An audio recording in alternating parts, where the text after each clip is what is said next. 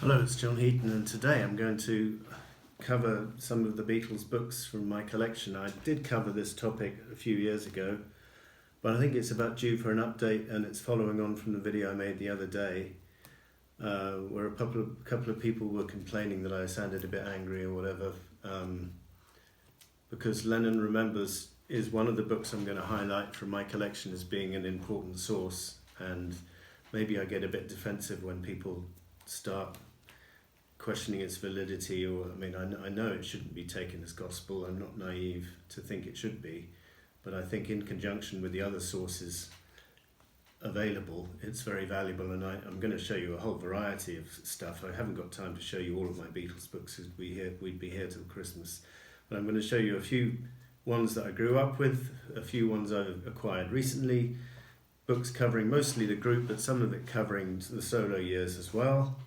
And as I go through it, I'll say a bit about the background of the authors and how they were qualified or not qualified to write on the Beatles. But I'm not going to show you the books which I have in my collection, which I wouldn't necessarily put amongst my favourites. Not that there's anything wrong with them, but I had to be a bit selective for this review, because I have got so many books on the Beatles, and some of the ones that I don't own, I don't intend to get either, because I think they're thoroughly biased, and you would probably guess which ones I'm talking about.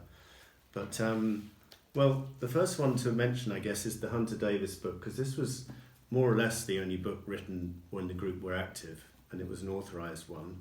So it's maybe a little bit safe, left out some of the controversial stuff, like what they got up to on tour, perhaps. Because they didn't want to upset their wives and girlfriends. But on the other hand, he did have access to the four Beatles. He did go around to their houses. He did spend time with them. He did go into the studio with them. And so from that point of view, it's pretty interesting read. And I don't find it too safe.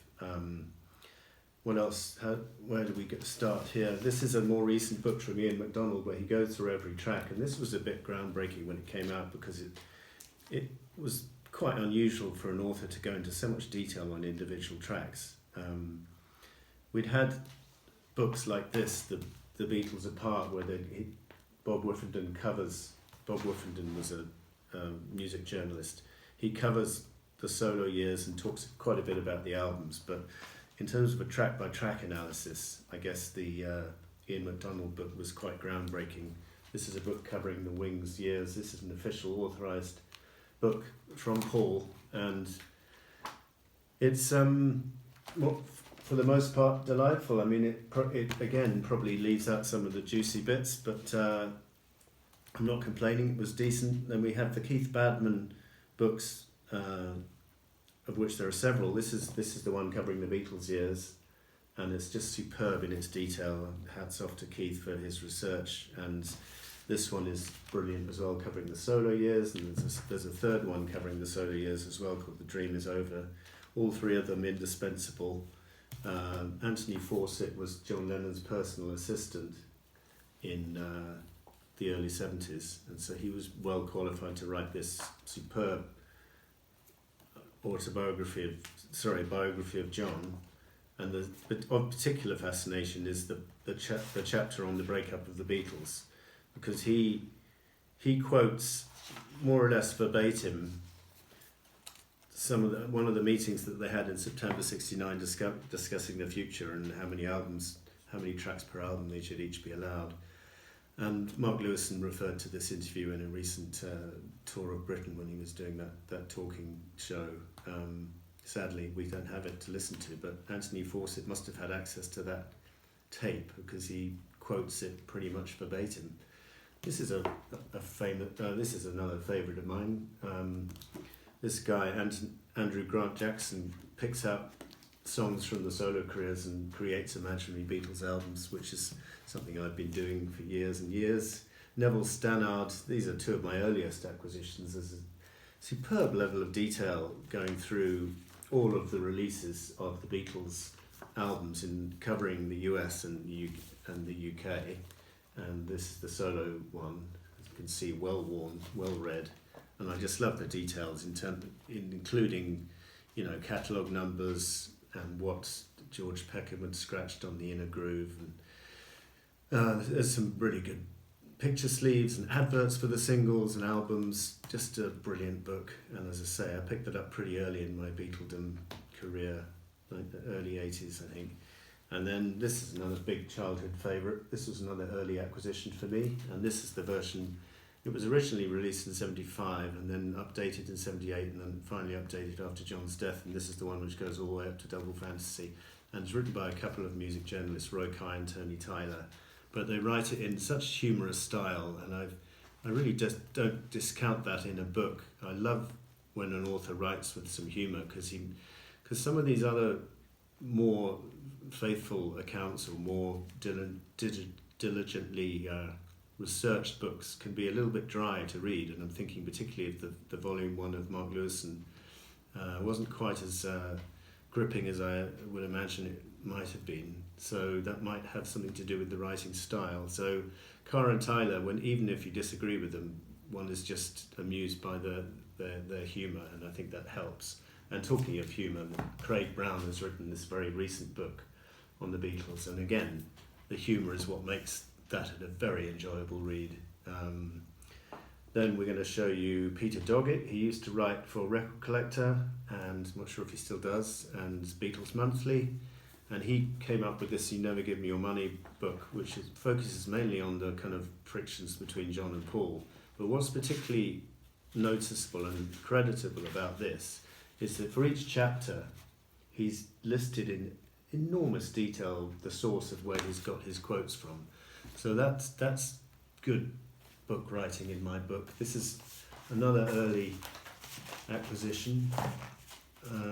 It's falling to bits, unfortunately, because I think I picked it up second hand anyway, and it's been well read. Nicholas Schaffner was a young American guy, and unfortunately that's the picture of him. Unfortunately he died young. But he wrote this book in 78, I think it was, and just very amusing, a bit like Carr and Tyler. This book, edited by Alan Aldridge, has got the Beatles illustrated lyrics. If you want to pick up a book on the illustrated lyrics, this is the one to get. And this book was released first in 2 volumes in 69 and 70, I think it was. This is a reissue from the 90s, and I picked this up second hand in Charing Cross Road not so long ago. So I guess if you search on eBay Alan Aldridge Beatles illustrated lyrics, you should be able to pick up a copy. This is both volumes combined. This is a very interesting book written by a French gentleman called Hervé Bourhis, and he's basically used his graphic design skills to draw pictures depicting the various events in the Beatles' career, and has at the same time done little reviews of the albums. And I was just very happy to find that. I picked that up in HMV about 3 or 4 years ago. This is a book which is very well written by Mark Hertzgaard. I like his writing style, particularly on the White Album and Let It Be chapters and Abbey Road towards the end. Very, very indispensable book. And now we're moving in, well, I'll show you I won't open this because it's too big, but the Beatles Anthology captured what they'd done on video in book form, and this has some great material in it. They left out some bits maybe to do with John's drug use, and maybe to do with Yoko being a wedge, allegedly being a wedge driving them apart. I think some bits were left out because they all had to approve it at the end of the day, and John was represented by Yoko. So it probably does leave out a few facts and bits and pieces, and I wouldn't go as far as to say it's semi-whitewashed, but it's, to be taken with a pinch of salt, and again, read in conjunction with everything else that we have available. Well, not everything, because I think some biographies I wouldn't touch with a barge pole.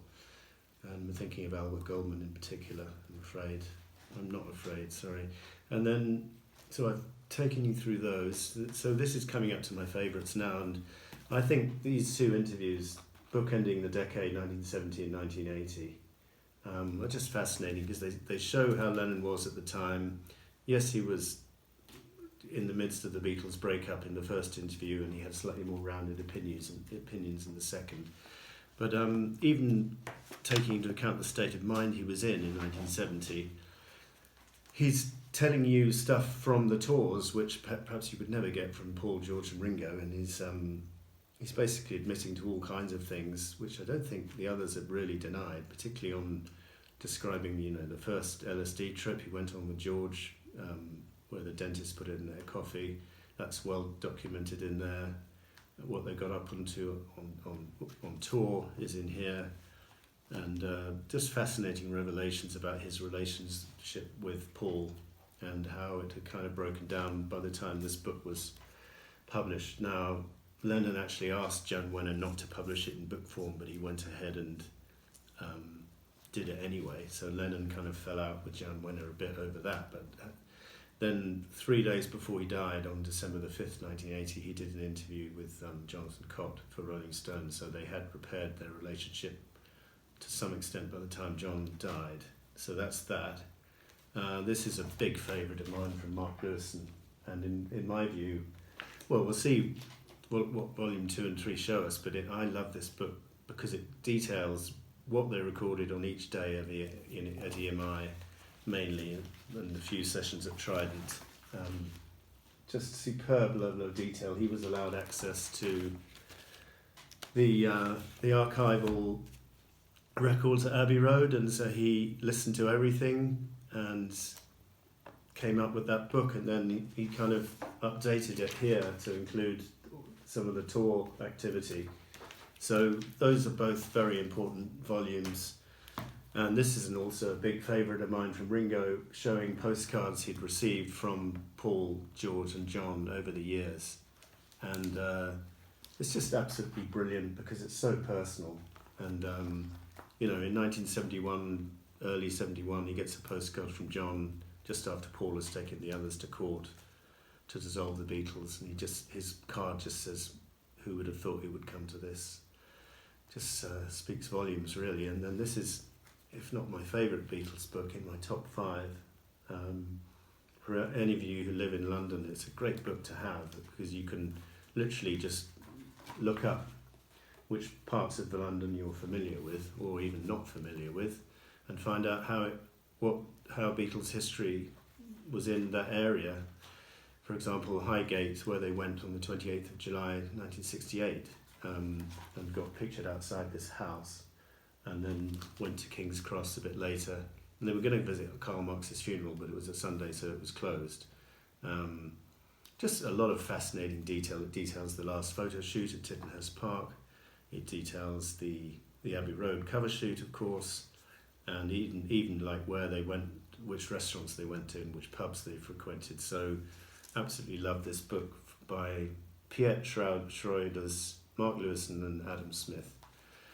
Adam Smith's the cartographer who comes up with the nice little maps here, showing you all the detail, and it includes the stuff in and around London, like Ascot, where John lived, and where they filmed the Magical Mystery Tour. That's also included in here. So that was a little tour around my Beatles books. I wouldn't be without any of them, and I don't necessarily think any one is necessarily better than the other. I've just forgotten to show you this, which is absolutely indispensable from the George Harrison point of view. None of the others have done this. They've gone through every track, reproduced the lyrics, done a little essay on the track. I mean, some of the newer tracks don't have an essay, but okay, it's not an autobiography because he doesn't hardly talk about anything other than the songs, but at the end of the day, it's all about the music, as Fit to be Tie-Dyed says. So that was a little selection from my Beatles books collection, and thank you for watching. We'll see you next time.